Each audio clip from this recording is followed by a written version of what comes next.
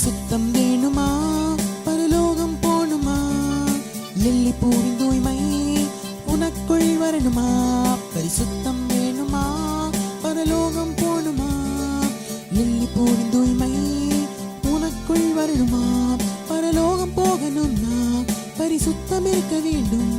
பரிசுத்தம் வேண்டுமானால் நீ 3 படிகள் தாண்டணும். பரலோகம் போகணும்னா பரிசுத்தம் இருக்க வேண்டும். பரிசுத்தம் வேண்டுமானால் நீ 3 படிகள் தாண்டணும். 1 நீ மனம் திரும்பு, 2 பாவ மன்னிப்பு, 3 நித்திய ரட்சிப்பு.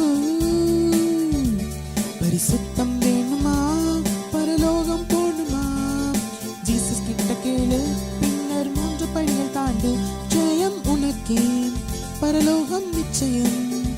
ஜெயம் உனக்கே, பரலோகம் நிச்சயம்.